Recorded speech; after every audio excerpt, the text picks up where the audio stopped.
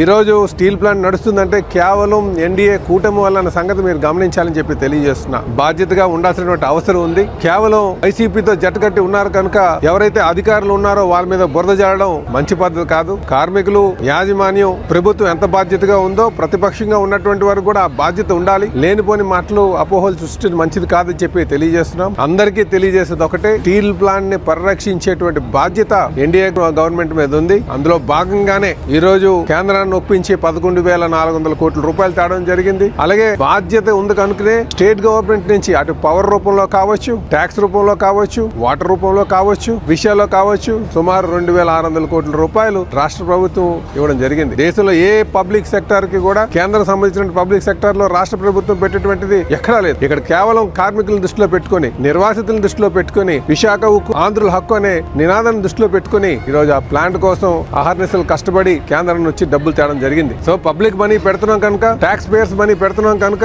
ప్రజాధనాన్ని దాంట్లో వెచ్చిస్తున్నాం కనుక బాధ్యతగా ప్రతి ఒక్కరు ఉండాలి అన్నలో తప్పేం లేదు. దాన్ని వక్రీకరించి అటు కార్మికులకి భయాందోళనకు గురి చేసి, అలాగే ప్రజలకి తప్పుదావ పట్టించి ఈ ప్రయత్నం మంచిది కాదని చెప్పేసి మేము తెలియజేస్తున్నాం. ఈ మాటలు ఏదైతే వీళ్ళు ఎంత వక్రీకరించినా ప్రజలకు తెలుసు. ఎన్డీఏ కూటమి మీద ఉన్నటువంటి నమ్మకం అందరికీ తెలుసు కనుక మరొక మాట తెలియజేస్తున్నాం. కేవలం కార్మికులు లేకపోతే యాజమాన్యం ఒకటే కాదు, ప్రతిపక్షంలో ఉన్న వాళ్ళు కూడా బాధ్యతగా ఉండాలి. ప్లాంట్ అందరూ కూడా సమిష్టిగా దాన్ని ముందుకు తీసుకెళ్లాల్సిన అవసరం ఉందని చెప్పి ఈ సందర్భంగా తెలియజేస్తున్నాం. అలాగే ఆర్సిలర్ మిట్టర్లకి సొంత గన్లు ఇచ్చారనేది కూడా ప్రజల తప్పుదావ పెట్టేటువంటి మాట అని కూడా ఈ సందర్భంగా తెలియజేస్తున్నాం.